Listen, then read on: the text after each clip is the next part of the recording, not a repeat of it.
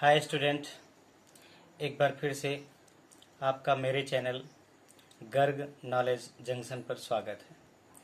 इस वीडियो के जरिए हम कक्षा 10 के विद्यार्थियों से कुछ बातें करेंगे।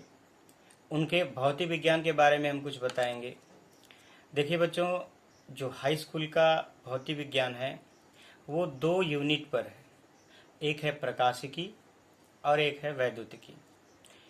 प्रकाशिकी शुरुआत में है और वैद्युतिकी लास्ट में है। हम आपको पहले वैद्युतिकी पढ़ाना शुरू करेंगे। थोड़ा सा कठिन होती है, कम समझ में आता है, ऐसा आप लोगों के बीच में ये संचार है। ऐसा कुछ नहीं है, हम आपको बहुत ही आसान भाषा में समझाएंगे। जैसे सबसे पहला चैप्टर जो आपका है वो है वैद्युत धारा। धारा के पहले हमें ये जानना होगा वैद्युत आवेश क्या है। तो आवेश आपने केमिस्ट्री में इलेक्ट्रॉनिक विन्यास सुना होगा बोरबरी योजना से। जैसे सोडियम क्या करता है, अपनी बाह्यतम कक्षा में कम से कम मतलब अक्रिय गैस जैसा स्थायी विन्यास प्राप्त करने के लिए वो 1 इलेक्ट्रॉन त्याग देता है और त्यागने के बाद क्या बनाता है, धन आवेश। त्यागा और फिर क्या बनाया, धन आवेश। उसी प्रकार क्लोरीन ने क्या किया, 1 इलेक्ट्रॉन कहीं से ग्रहण किया और क्या बनाया, ऋण आवेश। इस प्रकार आपने खुद बोल रहे हो आप, या खुद आपके पढ़ने में दिमाग में आ रहा है कि सोडियम ने इलेक्ट्रॉन त्यागा इसलिए उसने क्या बनाया, धनावेश। क्लोरीन ने इलेक्ट्रॉन ग्रहण किया इसलिए उसने क्या बनाया, ऋणावेश। सीधे सीधे यहाँ जो आवेश आवेश बोला जा रहा है वो ये बोला जा रहा है कि आवेश इलेक्ट्रॉनों के लेने देने से हो रहा है। विज्ञान की भाषा में इसे आदान प्रदान कहते हैं। और सोडियम सामान्य स्थिति में 1 ही इलेक्ट्रॉन त्याग रहा है, क्लोरीन 1 ही इलेक्ट्रॉन ग्रहण कर रहा है। ये उसकी प्रकृति है, सोडियम की और क्लोरीन की। अब मैं आवेश की एक बेहतर परिभाषा आपको बताने जा रहा हूँ। आवेश किसी पदार्थ की प्रकृति होती है। प्रकृति माने स्वभाव, है ना। यानी सोडियम कम से कम कितने इलेक्ट्रॉन दे सकता है, 1। तो आवेश क्या है, किसी पदार्थ की प्रकृति होती है जो इलेक्ट्रॉनों के आदान प्रदान से उत्पन्न होती है। जो इलेक्ट्रॉन देता है, देने का मतलब इलेक्ट्रॉन जिस पर कम हो, भाई दे दिया तो कम होगा ना।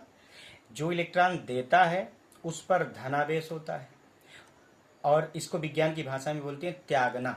जो इलेक्ट्रॉन का त्याग करता है अर्थात जिस पर इलेक्ट्रॉन कम होता है उस पर धनावेश, और जो इलेक्ट्रॉन को ग्रहण करता है अर्थात जिस पर इलेक्ट्रॉन सामान्य स्थिति से अधिक होता है उस पर ऋण आवेश होता है। इस प्रकार आवेश कितने प्रकार के हो गए, धनावेश और ऋण आवेश, 2 प्रकार के। ठीक है। अच्छा जी, चलिए समान आवेश हुए तो क्या होगा और विपरीत आवेश हुए तब क्या होगा। अगर समान आवेश है, समान आवेश का मतलब धन धन हो या ऋण ऋण, तो प्रतिकर्षण होगा। और विपरीत आवेश है तो आकर्षण, धन ऋण हो या ऋण धन। इस प्रकार हुआ। और आवेश का मात्रक जो होता है बच्चों वो होता है कूलाम। आवेश का मात्रक क्या होता है, कूलाम। आवेश के बाद एक और बिंदु आता है आवेश के ही दुनिया में, मूल आवेश, फंडामेंटल चार्ज।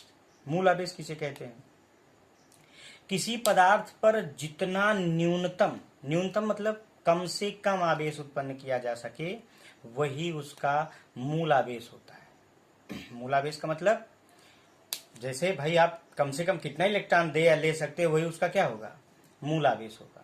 तो मूल आवेश का मतलब कम से कम इलेक्ट्रॉन देना या लेना।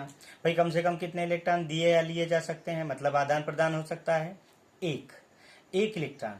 अर्थात जो मूल आवेश होता है उसकी जो वैल्यू होती है, उसका जो मान होता है वो 1 इलेक्ट्रॉन पर जो भी आवेश होगा उसी मान के बराबर होता है।